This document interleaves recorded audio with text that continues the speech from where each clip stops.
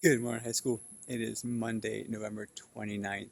We are this close to December, and that means our last month of this semester, our last month of this year.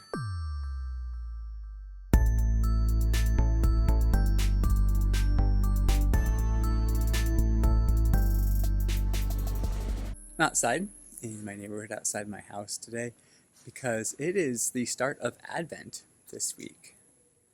And I know Christmas decorations in the Philippines have been up for 3 months now, but this week starts kind of the official season of Advent, anticipating the celebration of Christmas.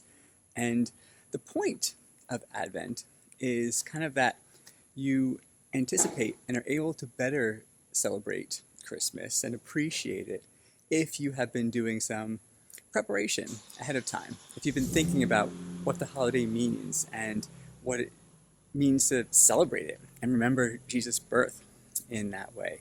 And so I've been thinking a little bit about Advent and Christmas so far this year.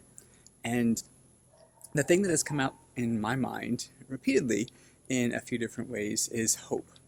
And hope is often connected to the Advent season as people are anticipating the first Advent, the birth of Jesus Christ, and now we can anticipate celebrating his birth and anticipate also his second coming, ultimately, on this earth. But the thing that stuck out to me this year that I've been thinking about is the ways in which that hope that's connected to Advent is defiant. And the word defiant is kind of has negative connotations, and I don't mean defiant in an aggressive or militaristic way, but I mean defiant in a way that recognizes that hope for what it is and refuses to let it go. So I can see two ways in which this hope that we have, this hope that we are expecting to come to fruition during this Advent season is defiant. And the first way is that we refuse to despair, that we continue to hope, and we are defiant in letting go and abandoning that hope. If you think back to the first Christmas, the people of God were in a nation that was being ruled by a foreign power. There hadn't been prophets, there hadn't been words from God in hundreds of years at that point. And it would be really easy for the people of God to think, well, he's abandoned us. Like the things that he said would happen have not happened. And here we are. And how do we understand this? But there were people who refused to let their hope go, who held on to the promises that God made and said, no, this situation looks bleak, but I refuse to dismiss and I refuse to let go of the promises that God made and the hope that I have, that they will be fulfilled. And for us too, this year can look bleak. This year can feel like there isn't a lot of reason to hope. And so we can be defiant in saying, no, we will hold on to this hope. We are not going to let this hope go. I refuse to lose my trust in God and the promises he's made. And so reason number one, I feel like my hope is defiant this Advent season, is that I just refuse to let my hope go and refuse to despair at this time. Another reason that I've been thinking about hope being defiant this year is that I refuse to put my hope in specific places.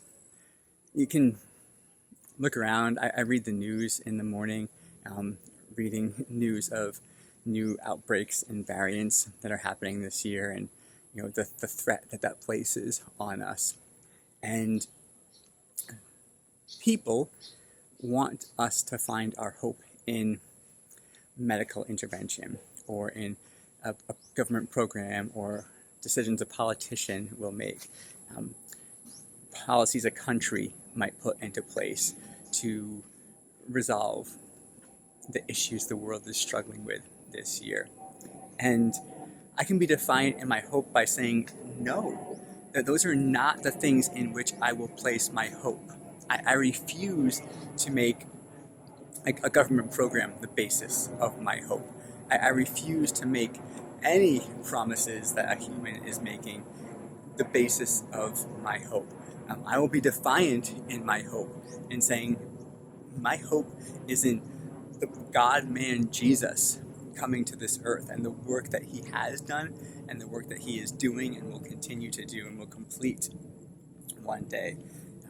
So there's this defiance in not allowing my hope to be misplaced, not allowing it to be put in things that other people may say that's where your hope should be. I can say, no, not only will I not let go of my hope, but I will not put my hope in something other than the person of Jesus and his work.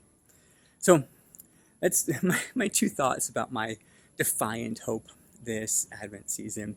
And as we are now 4 weeks away from celebrating Christmas, I hope that in the coming weeks, Advent can be meaningful to you too. And I hope that as you think about hope and as you have hope, that this is what that hope looks like instead of something else, and instead of placing your hope in anything else in this world, because this is the hope that's not going to disappoint, and that is the hope that ultimately is worth holding on to. So hope you guys have a great week. Hope you guys have a great Advent. In the meantime, stay safe, stay sane, be hopeful.